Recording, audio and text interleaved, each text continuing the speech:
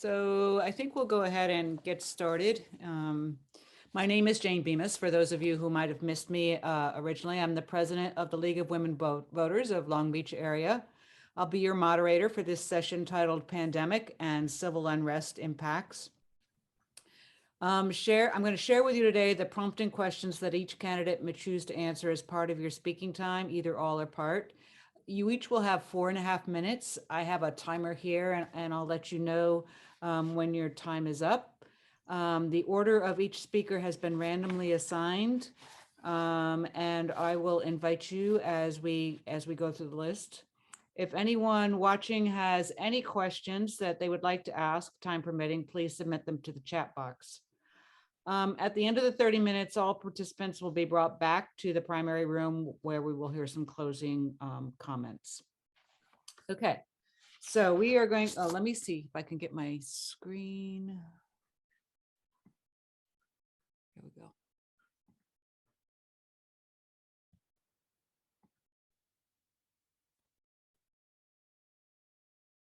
And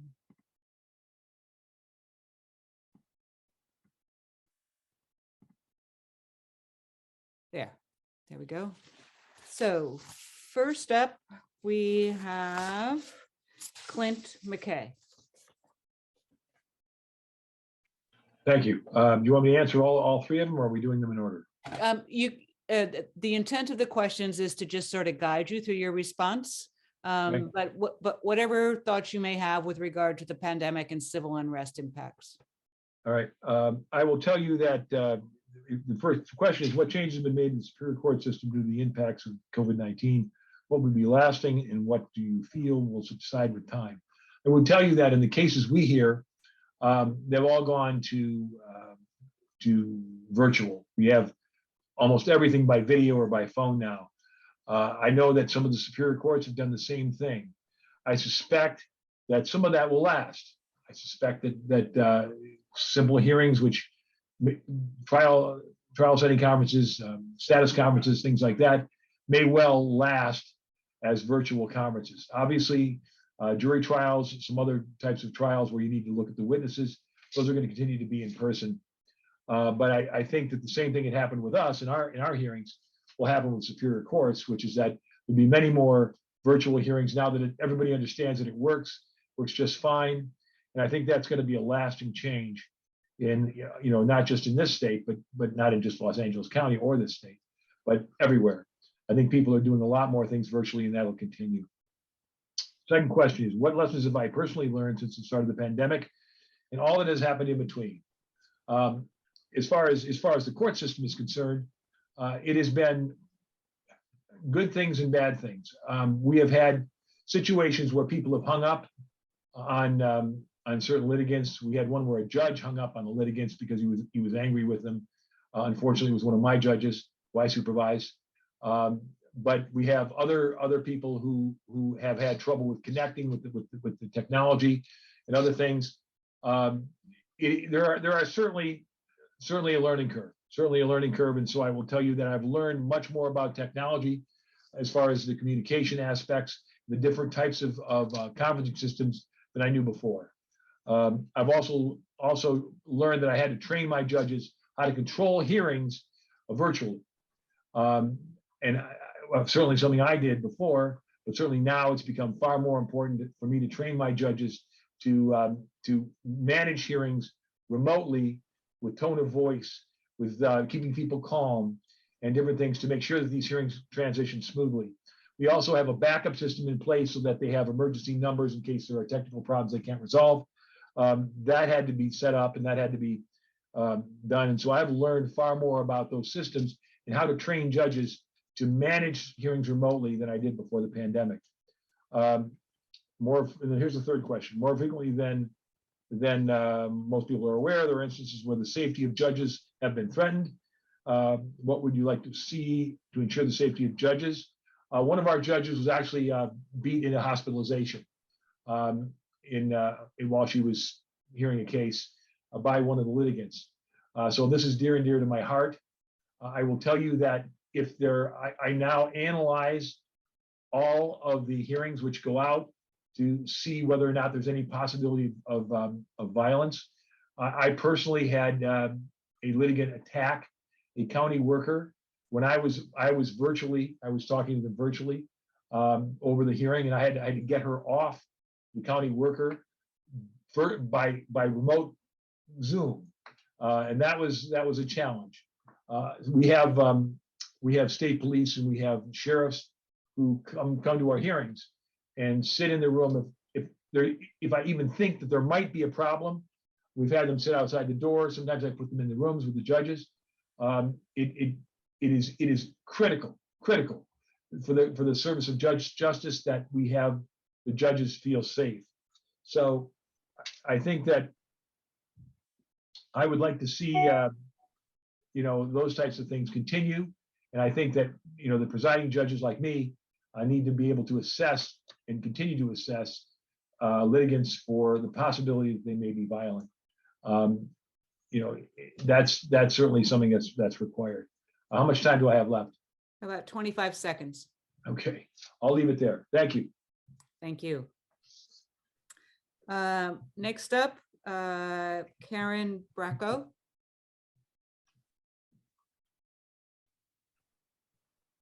Good evening. Good evening. I would agree with Mr. McKay. One of the biggest changes has been virtual.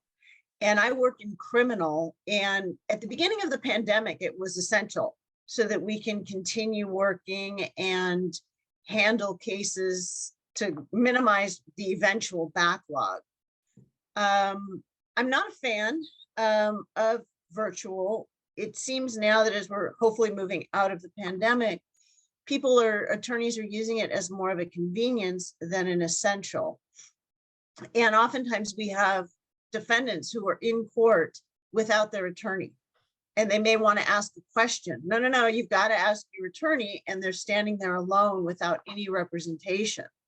And oftentimes being in court is the only time that they get to see and consult with their attorneys. So as much as it is a convenience when you have to have an appearance in another courthouse or you're in trial, it also does a disservice to the clients and the defendants. So over time, I'd like to see it subside. I had a case in Catalina where the attorney entered into an agreement for diversion. And when we came back 6 months later for the diversion progress report, he hadn't even informed his client of the deal. And I think that does a disservice where the client was never in court, he was never in court. So again, like I said, I'd like to see that subside over time. One of the things I personally learned over the course of the pandemic is patience. Oftentimes, because of our caseload, everything is quickly move to get through all of the cases. And when the pandemic hit, things came to a screeching halt.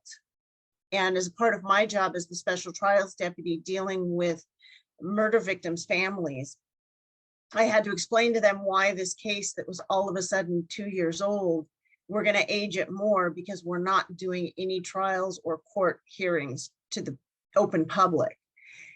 And it taught me a lot as far as patience and just slowing down and making sure people understand what's going on and that we're still trying to do the best for them, even though we may not be in court or they may not see what's going on. Given recent events, I think that judicial safety and independence is paramount. Judges are an independent body. We're not political, we're not partisan, we're independent of those types of things. And with recent events and people picketing or protesting out in front of judges' homes, it puts them at grave risk because we know how some protests can turn violent. And I think that judges' safety should be paramount, and not allowing protests or picketing in front of a judge's house because it ruins the independence. I was at an event over the weekend where people were asking direct questions of the candidates. How are you going to rule on this issue? And we had to explain to them that we can't. We have to decide cases when they come before us based on the merits of that case. And when people weren't getting the answers that they wanted, they got angry. And this was supposed to be an open, meet the candidates forum. And some people were yelling and angry that they couldn't get the answers that they wanted. And I think that type of behavior can lead to jeopardizing the safety of judges and their independence, which I think should be paramount. Thank you. Thank you. Lloyd Handler.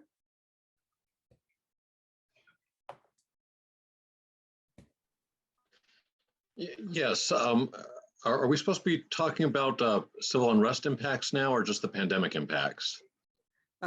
Both. Okay.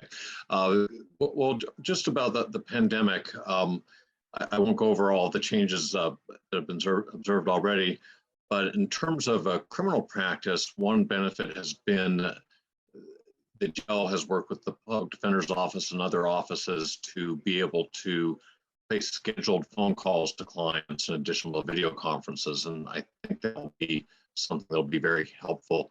And there would be no reason to discontinue that. And then again, it's very useful to be able to call in for minor appearances, and also hopefully they'll continue to allow defendants to appear through their counsel when they're not really needed. A lot of times clients. Sorry, we lost you. I can't hear him. Hello? I think we have a bad connection. We can't hear you. Can you hear me now? Yes, we can.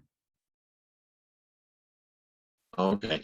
A lot of times clients, some it may be hard to fathom, but sometimes they just get sort of worn down, especially on minor cases where they're being offered probation with no jail time or some community service, and just the taking time off work and having to get downtown or to some faraway court wears them down. And I think if they're allowed to continue to appear for hearings that are just going to be procedural in nature and not have anything important happen, that will be good for everyone and make things more fair and not have people pleading guilty to things just to have to stop coming to court.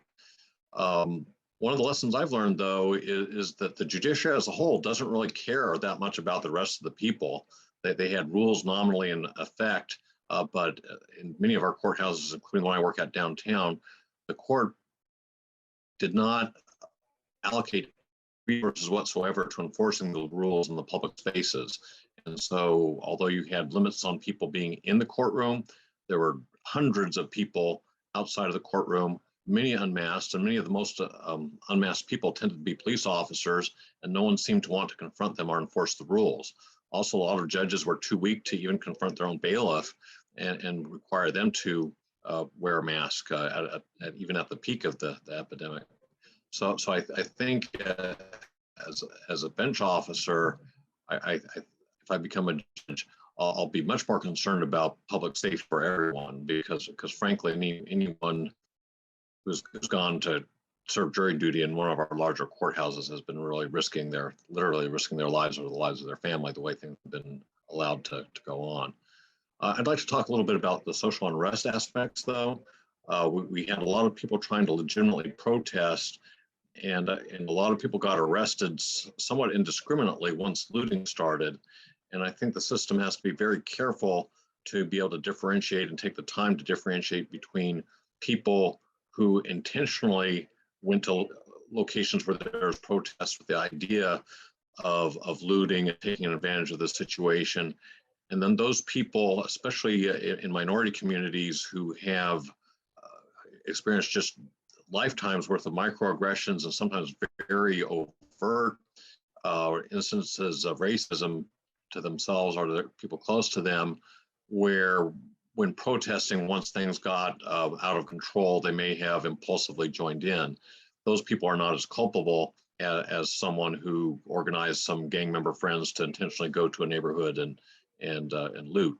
And I think that the system, including the judges, have to allow the parties to take the time to sort those people out, because given what society is going through in general, I think that someone who just got caught up, who didn't intentionally set out with the idea of committing a crime in the process of peacefully protesting, shouldn't necessarily have their life ruined by being saddled with a conviction. If there's some sort of either lesser charge available or some sort of diversionary path available to them. So I think that's something we should keep in mind as these, a lot of these people still have to come to court because their cases were delayed because of the pandemic. But when they come into court, I think we need to look at those cases individually and not apply some sort of wholesale solution or disposition to all. So Thank you. You're welcome. Okay. Troy Slaten. Thank you, Ms. Bemis. So I'm an administrative law judge now, but I served in the Superior Court for the first 16, 17 years of my career. And the changes that I've seen with regard to the pandemic have been both a blessing and a curse. We've heard from the other people about the use of technology to allow remote appearances. So there has to be a differentiation made between civil and criminal proceedings. It could be very helpful for people in civil court to be able to appear and make quick appearances without the need for actually going to the courthouse. One of the major barriers to access to justice is money. And what used to cost an attorney or cost a litigant several hours for their attorney to drive to and from the courthouse can now be accomplished within a couple minutes with remote appearances. So I hope that the court maintains that, but Ms. Brako brings up a very good point in that in the criminal justice system, if a defendant is going to be in court, they need to be there with their attorney. But if the defendant is not there, and in most cases, the defendant does not have to be there in misdemeanor matters, and even in some preliminary calendaring felony matters, the defendant doesn't have to be there if there's the proper waivers in place. In that case, it would make most sense and it would be most cost effective to allow attorneys and litigants to appear remotely. So I hope that the court continues to use that. And there's some additional technology that can be used as far as texting and other things to allow reminders, to allow the court system to remind people of court appearances. As when I was practicing as a defense attorney, I saw so many instances where people would forget or miscalendar a court date, and suddenly they've got a warrant for their arrest. And that is an undue burden on both the court system and potentially something very damaging for somebody when a simple text could have avoided that problem. Some lessons that I've learned since the start of the pandemic and all that's happened in between is the importance of interpersonal interaction. One of the things that trial lawyers rely on when conducting trials is the interaction with the jury. It's the voir dire process, the jury questioning. When trial attorneys are putting on their cases, both prosecuting cases and defending cases, it's so important to get facial reactions from witnesses and from jurors.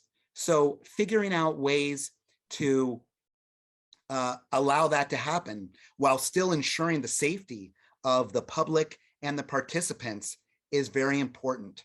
Being able to read someone's face, being able to judge credibility. As a judge right now, as an administrative law judge, I rely on the ability to see someone's face. So sometimes maybe even seeing somebody on video versus having somebody in person who's wearing a mask may be a better situation. So I think judges are in a really good position to be able to judge and be able to coordinate their calendars where they can accomplish those goals. The rights of the defendant to be able to confront and cross-examine the witnesses, of civil litigants to be able to test their case and be able to judge credibility, I think is really important.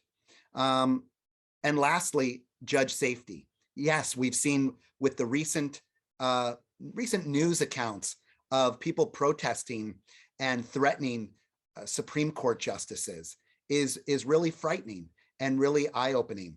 We rely on, in the LA County Superior Court system, on the Sheriff's Department to provide the safety for all the participants in the courthouse, as well as judges. There's some specific things that are done to provide security for judges, as far as masking their license plates, providing extra security when there's been a threat, escorts to and from their cars. But certainly, I think that there's some things that can be done as far as legislation, locally and on the state level, that would provide some extra protection for judges, as there is on the federal level. Federally, it's illegal to protest outside a courthouse or outside of a judge's residence in order to try and influence a case. So if people are doing that here in LA County to try and influence the outcome of a case by threatening a judge to try and get an outcome, that's a very serious thing that all of the people of the County of Los Angeles should be concerned about. I'm a judge now, sitting in Van Nuys, and I rely on the state police to provide the security. Thank you for the opportunity, and I'm happy to answer any other questions. Thank you. Tim Reuben? Okay, can you hear me now? Yes. Good. Well, you've heard some excellent points by the other panelists here.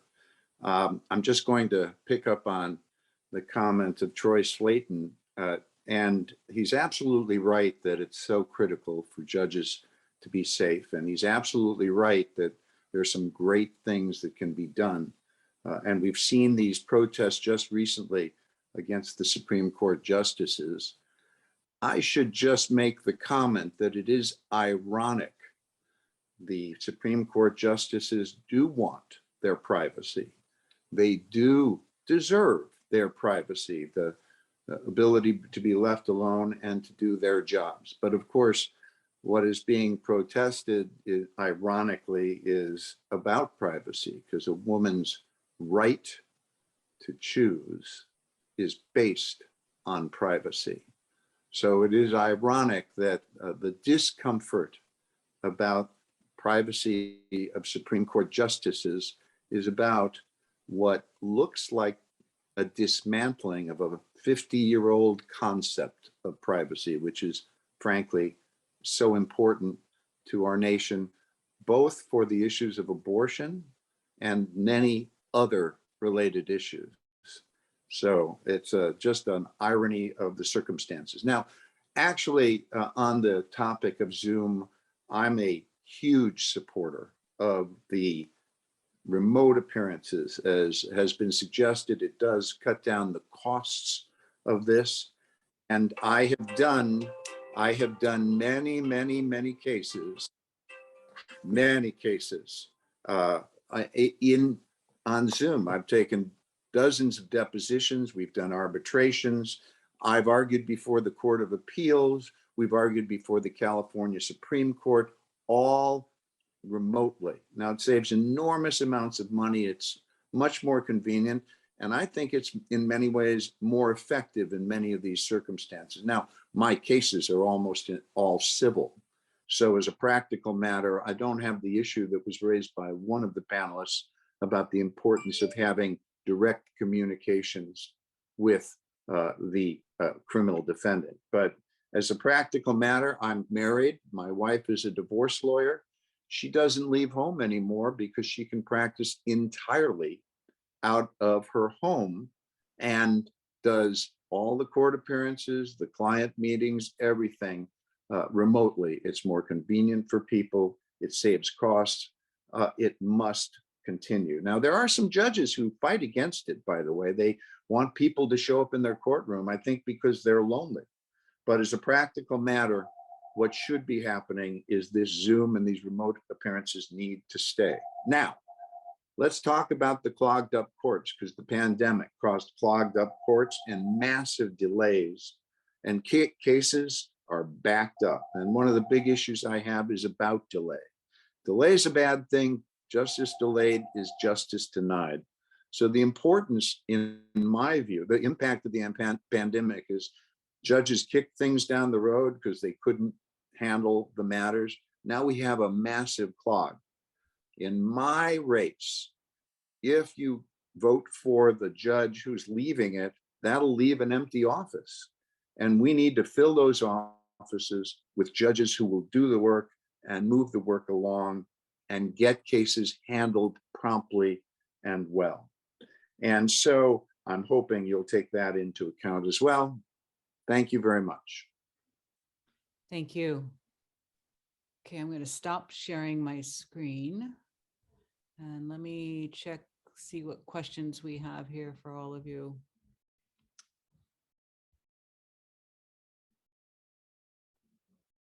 Okay, one question I have is, how will you protect the rights of folks to protest and directly challenge those in power? How about we go in the same order for about a minute, please. Klint Mckay. Thank you. And the question again is how would we protect the rights of protesters? The rights of folks to protest and directly challenge those in power. How would we protect that? Yes. How will you Well, protect the rights of those folks? I think that you have to give people the rights to protest to the greatest extent possible without other people safety being threatened. I think that it's an absolute fundamental part of our society to allow people to protest anything, no matter what side of the political spectrum they're on. And there may be more than two sides, but certainly these days there appear to be just two sides. But it is, I think that they have to have the extent to which they can protest is limited only by other people's safety being threatened. I don't think that what happened with the Supreme Court justices, from what I understand, they were peaceful protests. And the chalk, which was apparently outside Susan Collins' house, which greatly upset her, doesn't seem to be a problem for me. But I think that you need to really let people go to the maximum extent you can until people's safety is threatened. And I think you need to make sure people are safe, whether that requires police presence or not. That would be my response. Thank you. Yeah. Karen Brako.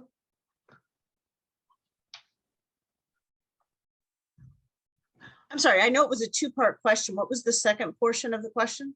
So how will you protect the rights of folks to protest and directly challenge those in power? So it's really Okay. one, yeah. And I agree with Mr. McKay, the right to protest is paramount. You have to allow people the ability to protest, but it has to be done in a safe and effective manner. Once they become violent or the looting occurs, the message is lost. So I think by having police presence or controlling the time, place, and manner of the protests, which allows them to safely protest and get their message across, is the way to protect their rights. With respect to the direct challenging authority, that's through protest and also at the ballot box. If you don't like the way the politicians are acting, you have the right at the ballot box to say your vote, say your voice, and in addition to protesting. But again, as long as it's done in a safe manner so that the message is not lost. Thank you. Thank you. Mr. Handler.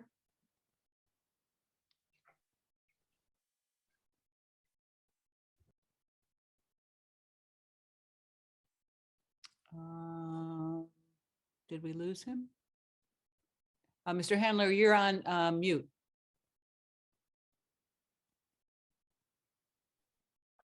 To just go with the second part, since we're just talking about that, time and time again, it's sort of like Groundhog's Day, there's a big public protest and our local law enforcement.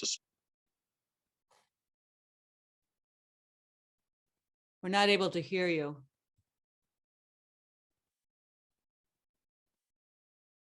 Sorry, Mr. Handler, we can't hear you. Sorry about that. They end up injuring people, they end up violating people's rights. And obviously as a judge, you can't control that. However, if there are cases involving either people civil or seeking injunctions or bringing lawsuits civilly at the back end, or in the rare case where the district attorney or city attorney might file cases relating to misconduct, I think a judge has to be, one of the solutions is for a judge to be even-handed and hold the police to essentially the same standard of conduct that you would one of the protesters are. Thank you. Mr. Slaten? The right to protest is paramount in our country. The right to let those in power know that what they're doing is wrong, or that a policy is wrong, to seek redress of your grievances. That's goes back to the founding of our country. So the right to protest is so important, needs to be protected by law enforcement. They need to protect the rights of protesters, but also the right of people to be safe. When a protest turns violent, obviously, well, I'm hearing some feedback from. May I ask everyone to go on mute if you're not speaking, please? Thank you. Lloyd, can you put yours on mute, please? Oh, thanks. Anyhow, Go ahead. yeah. So the right to protest is paramount. Obviously, we rely on police and law enforcement to protect health and safety, but that shouldn't be at the expense of allowing people to let their voices be heard. And I agree with Ms. Brako that the best way to do that is at the ballot box, but people should also be allowed to scream from the town square if that's what they want to do. And people should be able to protest as long as they're not causing harm to their fellow citizens. Thank you. Mr. Reuben? Well, some great comments have been made, but let's remember who we are. We're judges, hopefully. That's what we're looking for. And the task of a judge is to listen to the facts and know the law and make decisions before him. So the topic of protesting and how do you give rights to the protesters is something that I've litigated myself. And I'm actually an expert in the area of what's called anti-SLAPP law. That is against people who protest. Sometimes people initiate, to stop the protesting, lawsuits to create enormous burdens on them. So as an expert in that area, what I've done in the past is I've gone in and brought motions before the court to stop these kinds of lawsuits that will sometimes intimidate protesters or create extreme cost for people who are trying to communicate their ideas. Now, you have to know about this law in order to properly adjudicate it. And many of our current bench officers are not that familiar with the area of the law. I am. So when confronted with the reality of something in front of me about the right to protest, I will know the law and I will enforce the law. And the law does provide that people who peacefully and properly protest have a right to do so. And I will give sanctions against them, which is allowed under this particular law, against those who try to use the system to impede the rights of people to exercise their right of First Amendment free speech. Thank you. Thank you very much.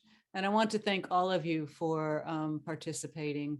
As mentioned at the beginning of this has all been recorded and it will be available. So please send anyone you'd like to the League of Women Voters site. We'll send that to you and people will be able to watch. So I think they're asking us to leave now and head back to the main room. So thank you very much. Welcome back, everyone. I hope everyone was able to get a lot out of tonight's program. And on behalf of the Junior League of Long Beach and the League of Women Voters, we'd like to thank you for attending tonight's forum and learning more about the judicial candidates. We will follow up with all of the attendees via email with the linked videos of tonight's forum when they are posted and made available to the public. Please feel free to share with your friends, family, and professional networks. I'd also like to give a special thanks to all of our judicial candidates tonight for joining, and I hope you found this to be fruitful. I know there's not a lot of these types of forums for judicial candidates, and so we're very excited that you were all able to join us. Please follow us on social media. You can visit jllb.org to learn more about the Junior League of Long Beach and lwv.org to learn more about the League of Women Voters. And again, thank you all so much for attending. We hope you have a wonderful evening.